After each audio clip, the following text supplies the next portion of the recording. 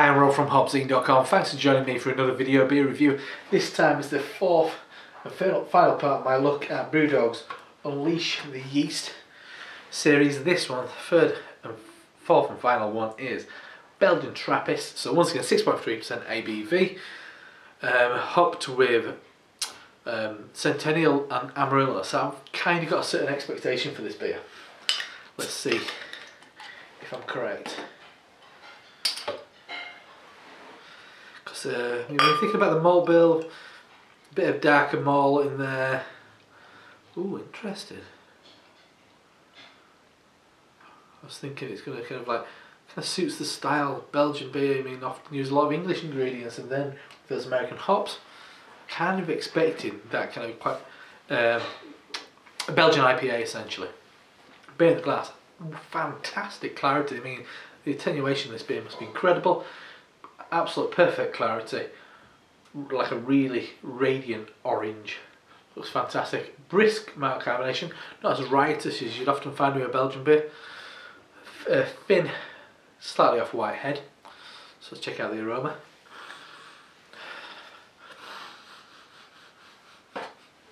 Yeah, once again, kind of. This time a bit more orange, maybe it's kind of a lot more of a bitter orange. Slightly earthy once again, maybe a hint of something like cardamom. But this time a bit more of a bready note, a bit more of a kind of a doughy, kind of brioche note. So I'm definitely getting loads of apricot. Mild kind of bubblegum thing going on. Not a dramatic difference from the Weizen. But yeah, it's a bit more kind of like a bit like, it does smell, it reminds me a bit of Southern Tier's pumpkin. It's got a bit of a pumpkin and spice. A lovely kind of clarity to it. Not, once again, not massively Belgian on the aroma.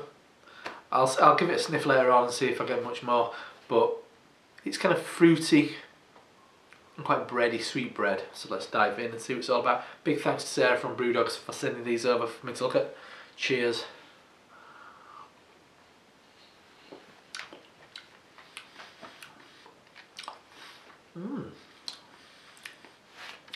Gives the bitterness real length to it.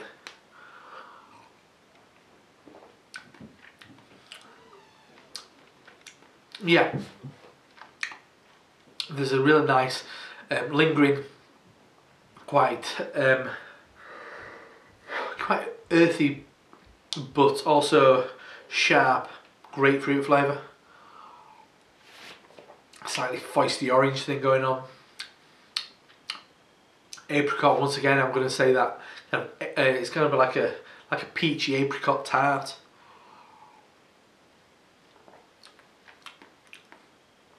There you are, getting a bit more of that Belgian flavour there, which is quite spicy. Maybe a hint of nutmeg. Definitely, I'm going to say once again cardamom.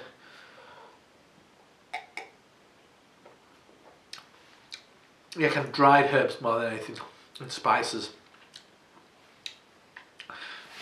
Yeah, once again slightly dank, a bit more resinous this time. Mildly phenolic. There's a slight prickle of bitterness, excuse me, and a lingering bitterness. This bitterness is really interesting, how the kind of the yeast has affected those hops this time. But yeah, not massively Belgian. I mean, if I think to a beer like Raging Bitch from Flying Dog, I think that's got a lot of Belgian yeast character.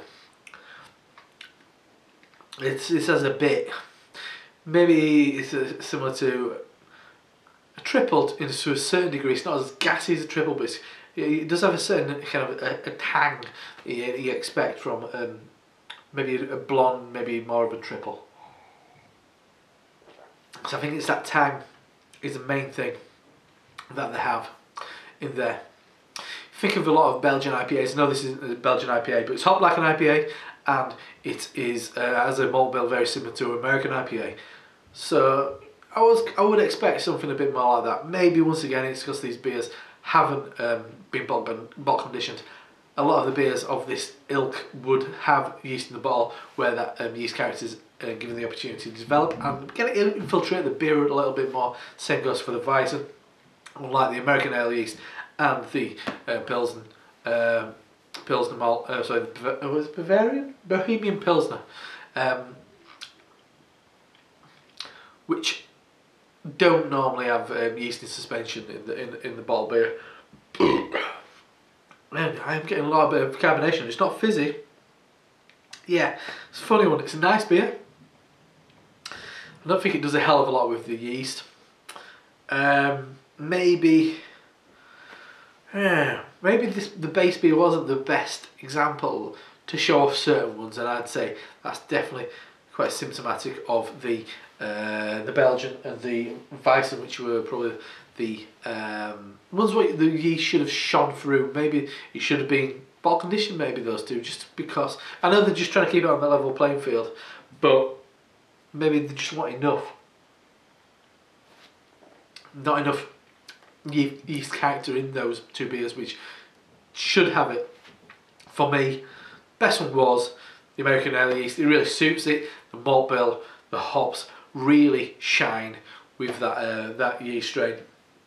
The other three, nice enough beers, but maybe not the biggest showcase of yeast, oddly. But as I said, as I explained, I think it's because those beers traditionally would have quite a bit of yeast in the bottle, which gives it its own unique character and flavour and aroma.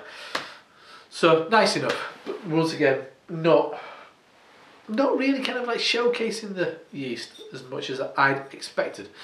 So yeah, big thanks to Sarah at Brewdog for sending me over these. I'd love for that American ale yeast version to be just in production. Give it a name, stick it in the permanent range. It's a lovely pale ale.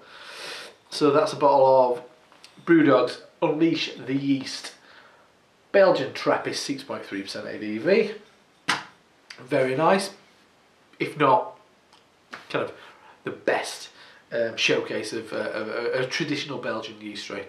Anyway, I'm Rob from HopZine.com. Big thanks to Sarah at Brewdog for sending these beers. I really appreciate it. I'll see you next time. Cheers.